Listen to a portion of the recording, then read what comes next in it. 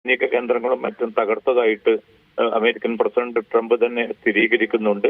ഇനി അടുത്ത ഘട്ടം എന്നത് ഇറാനിലെ എണ്ണ കേന്ദ്രങ്ങളിൽ വ്യാപക ആക്രമണം നടത്തുകയായിരിക്കുമെന്നൊരു മുന്നറിയിപ്പ് കൂടി ട്രംപ് നൽകുകയാണ്. അത് ഇറാന്റെ സമ്പദ് വ്യവസ്ഥയിൽ കനത്തൊരു തിരിച്ചടിയായിരിക്കില്ലേ നാസർ? അതുപോലെ ഈ ഒരു നീക്കത്തിലൂടെ ആഗോള എണ്ണ വിപണിയെയും അത് കാര്യമായി തന്നെ ബാധിക്കില്ലേ?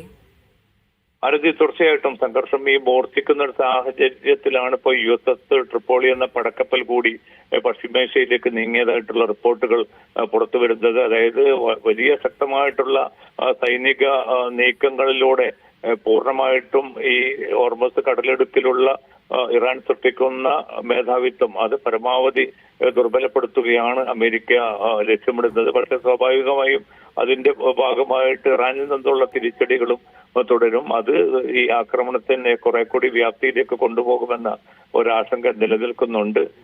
അതേസമയം റഷ്യയിൽ നിന്നും ഈ അസംസ്കൃത എണ്ണ വാങ്ങാൻ ഇന്ത്യ ഉൾപ്പെടെയുള്ള രാജ്യങ്ങൾക്ക് കഴിഞ്ഞ ദിവസം തന്നെ അമേരിക്ക അനുമതി നൽകിയിരുന്നു. ആ അനുമതി തുടരുമെന്ന ഒരു വിലയിരുത്തലും അമേരിക്കയുടെ ഭാഗത്തു നിന്ന് വരുന്നുണ്ട്. ഇന്നലെ രാത്രി തന്നെ 2 ഇന്ത്യൻ കപ്പലുകൾ ഹോർമസ് കടലിടുക്കിലൂടെ സ്വതന്ത്രമായിട്ട് സഞ്ചരിച്ചതായിട്ടുള്ള റിപ്പോർട്ടുകളും പുറത്തു വന്നിരുന്നു.